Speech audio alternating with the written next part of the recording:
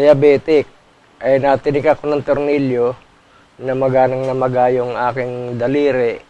Hanggang sa, ang gusto ng doktor, putulin dito sa ibaba ng tuhod. Hindi ako pumayag.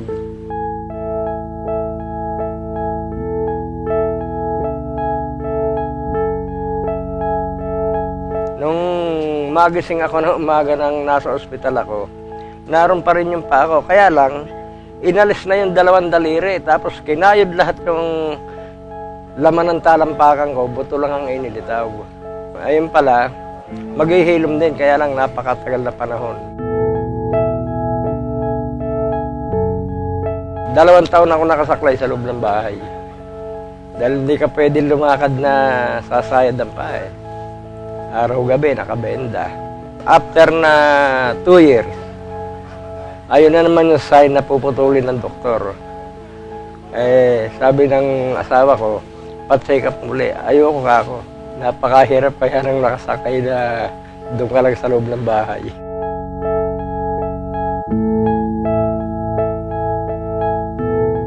Dati ako nagtatricycle, namamasada ako. Ngayon, nung ma-hospital ako at masugatan yung pa ako, hindi na ako nakapag-tricycle na mahigit 2 taon, hindi ako nagtatricycle.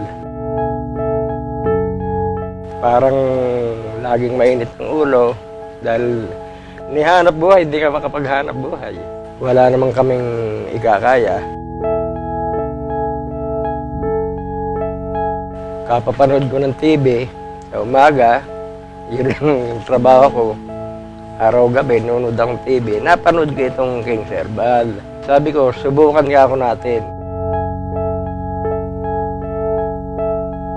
Si Mr. Ricardo Mercado ay asawa po ng taga sa aming lugar sa San Miguel, Bulacan. Kaya ko po siya nakilala. Siya po ay nagkaroon ng diabetes at 2 taong pinahirapan sa ilalim ng saklay. Siya po ay muntik nang maputulan ng paa kung pumayag po siya.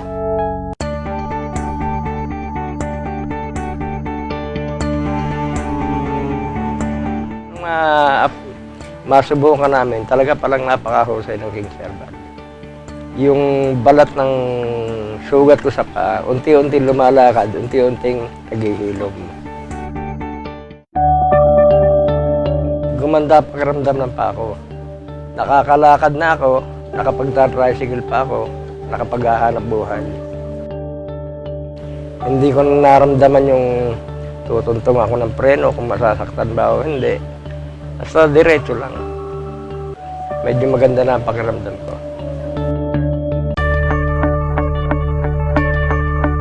Kasi marami na akong herbal na natikman. Wala rin, useless. Pero nung makatikim ako ng itong King Herbal, talagang gumanda pakiramdam ko.